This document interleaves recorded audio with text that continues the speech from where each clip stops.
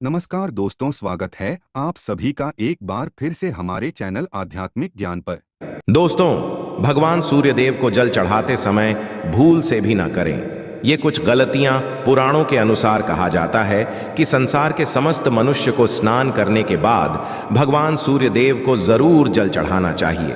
तांबे के लोटे से जल चढ़ाना बहुत ही अच्छा माना जाता है। जल के साथ अक्षत एवं फूल मिश्रित कर भगवान सूर्यदेव को जल चढ़ाने से भगवान सूर्यदेव जी बहुत ही जल्दी प्रसन्न होते हैं। जल को चढ़ाते समय भगवान सूर्यदेव के मंत्र का उच्चारण भी करना चाहिए। इससे मन में सकारात्मक ऊर्जा प्रवेश करती है। जिन लोगों का स्वास्थ्य अक्सर खराब होता है, अगर वे लोग हर सुबह स्नान करने के उपरांत भगवान सूर्यदेव को जल चढ़ाते हैं तो उनको स्वास्थ्य से संबंधित जितनी भी समस्या होती है उन सभी का निवारण प्राप्त हो सकता है। बहुत से लोगों की कुंडली में सूर्य की दशा ठीक नहीं होती। इन लोगों को जरूर ही रोजाना स्नान के बाद भगवान सूर्यदेव को जल चढ़ाना चाहिए। इससे उनके घर में जो भी खराबी है उसमें सुधार आ सकता है। सवाल यह है कि सूर्य भगवान को कैसे जल चढ़ाएं एवं कब जल चढ़ाएं। चलिए अब हम बात करते हैं कि भगवान सूर्यदेव को जल चढ़ाते समय हमें किन बातों का ध्यान रखना चाहिए। अगर आप भगवान सूर्यदेव को जल चढ़ाते समय ये गलतियां कर रहे हैं तो भगवान सूर्यदेव को जल चढ़ाना और ना चढ़ाना एक समान है। आइए जानते भगवान सूर्यदेव जी को जल चढ़ाते समय होने वाली गलतियों के बारे में। हो सकता है कि इन्हीं गलतियों के कारण आपके रोजाना भगवान सूर्यदेव को जल देने से भी आपको किसी भी तरह का कोई लाभ प्राप्त नहीं हो पा रहा है। लेकिन दोस्तों, उससे पहले आपसे रिक्वेस्ट करते हैं कि वीडियो को लाइक जरूर करिएगा, दोस्तों को शेयर कर दीजिएगा। और अगर आपने अभी तक चैनल को सब्सक्राइब नहीं किया है तो चैनल को सब्सक्राइब करके भी आइकॉन जरूर बताइएगा। सबसे पहली बात, पूर्व की ओर मुख्य रखें। जल चढ़ाते समय भगवान सूर्यदेव को हमेशा पूर्व की ओर मुख रखकर जल चढ़ाना चाहिए।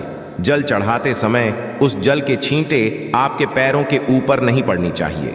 हमेशा इस बात का ध्यान रखिए कि जहां से भी आप जल चढ़ा रहे हैं उस स्थान से भगवान सूर्यदेव को देने वाला जल आपके पैर में किसी भी हाल में नहीं गिरना चाहिए। अगर जल चढ़ाते वक्त आपके पैर में जल गिरता है तो ये अच्छी बात नहीं है, क्योंकि इससे सूर्यदेव हो जाते हैं।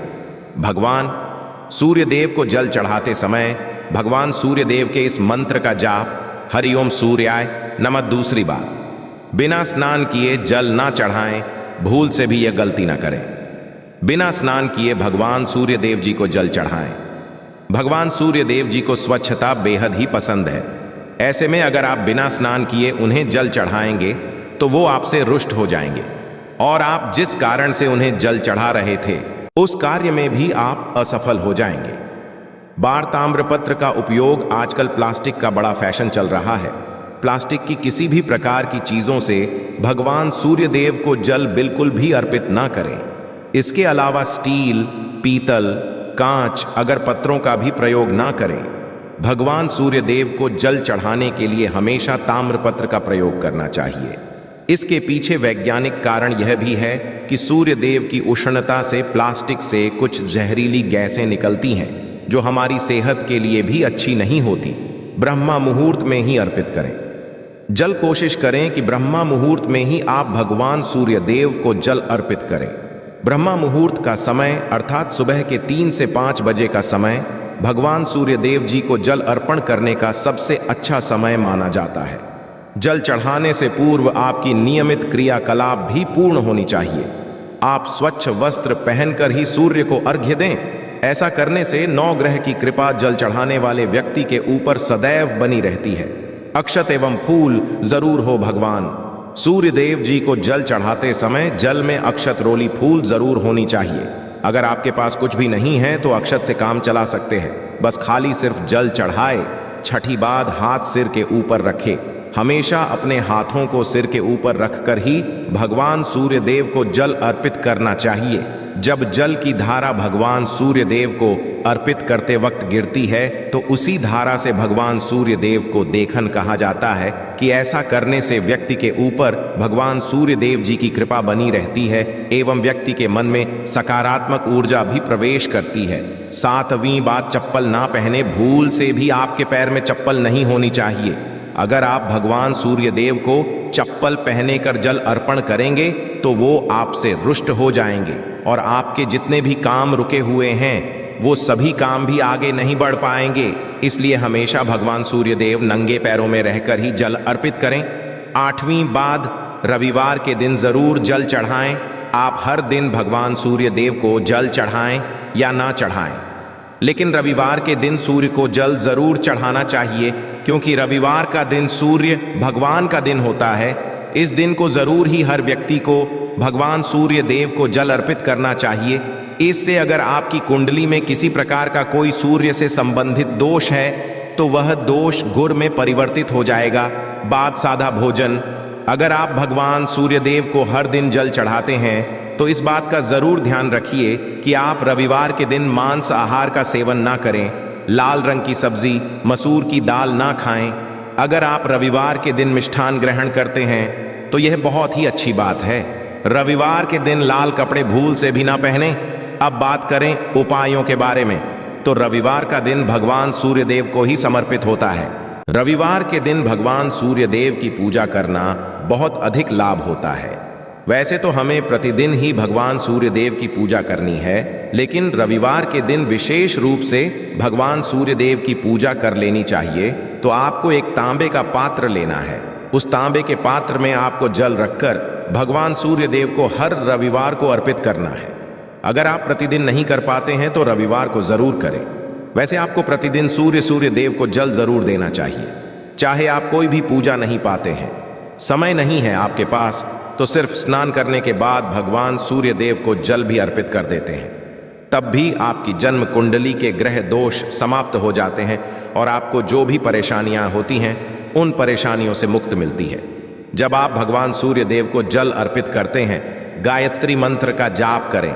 गायत्री मंत्र का जप आप यथासंभव कर सकते हैं। अगर आपके पास समय है तो 108 बार कर लीजिए। नहीं, जितनी देर आप जल दे रहे हैं वहां पर खड़े होकर भगवान सूर्य देव के सामने 5 मिनट तक कर लीजिए। इससे आपको बहुत लाभ होता है। गायत्री मंत्र का जप करने से, जैसे भगवान सूर्य देव को जल अर्पित करते ही समय जब हम गायत्री मंत्र का जप करते हैं तो हमारी जॉब में अगर कोई बाधा आती है तो वह दूर होती है, नकारात्मक ऊर्जा दूर होती है। कभी बाहर के दिन सुबह जब आप भगवान सूर्यदेव को अर्घ्य देते हैं तो उसमें थोड़ा सा गुड़ मिला लीजिए। इससे आपकी सभी कामनाएं पूर्ण होंगी। अगर आप भगवान सूर्यदेव को जल अर्पित करते हैं, उसमें थोड़ा सा गुड़ मिलाकर करते हैं तो आपकी सभी कामनाएं पूर्ण हो जाती हैं। भाग्य का साथ बहुत लोगों को नहीं मिलता है। बहुत से लोग कंप्लेंट करते हैं कि हमारा भाग्य हमारा साथ नहीं देता है। ऐसे में भाग्य का कारक माना गया है, प्रबल कारक माना गया है भगवान सूर्यदेव को। तो जब आप भगवान सूर्यदेव को सुबह जल देते हैं तो जल समय आपको गायत्री मंत्र का जप करना है। और उसके अलावा आपको भाग्य का साथ चाहिए तो रविवार के दिन गुड़ और चावल का दान करना अच्छा माना जाता है। गेहूं का दान भी आप कर सकते हैं। गेहूं और गुड़ का दान करना बहुत श्रेष्ठ माना जाता है और इसको करने से आपके सभी काम बनने लग जाते हैं। अगर आप ये दान करते हैं तो सूर्य देव की कृपा से आपके जो काम होते हैं, जो रुके हुए हैं, बनने लग जाते हैं। भाग्य का साथ आप प्राप्त हो जाता है। अगर आपके आत्मविश्वास में कमी आ गई है, पराक्रम में कमी आ गई है और आत्मविश्वास आपका कमजोर होता जा रहा है, तो ऐसे में आपको चाहिए कि रविवार के दिन अपने माथे पर लाल चंदन का तिलक लगाएं। लाल चंदन जल में डालकर भगवान सूर्यदेव को अर्घ्य दीजिए और अपने माथे पर भी आपको लाल चंदन का तिलक लगाना है। जब आप जल देते हैं भगवान सूर्यदेव को, तब आप उसमें लाल चंदन डालेंगे। जब सूर्यदेव जल अर्पित करते हैं तो उसके बाद उस तांबे के पात्र में थोड़ा सा जो लाल चंदन है वो किनारे पर लगा होता है।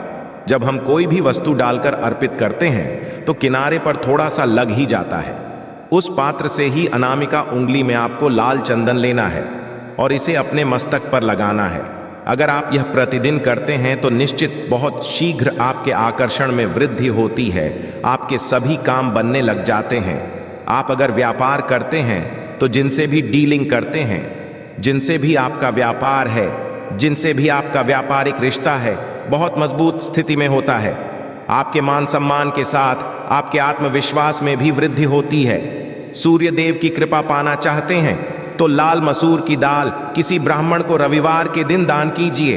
अगर आप किसी ब्राह्मण को लाल मसूर की दाल दान करते हैं तो इससे आपके जन्म कुंडली के ग्रह दोष दूर होते हैं। यह आप 7 रविवार कर लीजिए, आप दान करते हैं। अब जैसे इस रविवार से आपने शुरू किया तो 7 रविवार लगातार कर देंगे तो आपको बहुत शीघ्र लाभ हो जाता है, ग्रह दोषों से मुक्ति मिल जाती है। रविवार के दिन गुड़ खाकर किसी काम पर निकलना चाहिए। जैसे प्रातःकाल आप थोड़ा सा गुड़ खा लेते हैं तो इससे भगवान सूर्य देव बली हो जाते हैं। और गुड़ और चावल से बनी हुई खीर अगर आप भगवान सूर्य देव को चढ़ाते हैं तो इससे दिल भी बहुत अच्छा हो जाता है। भगवान देव को अर्पित करने के बाद आप यह खीर प्रसाद स्वरूप बड़े भी खा सकते हैं और परिवार के सभी लोग खा सकते हैं। इससे आपकी तरक्की होती है, जीवन में आपको सफलता की प्राप्ति होती है। व्यापार हो, जॉब हो, हर जगह आपको तरक्की मिलती है।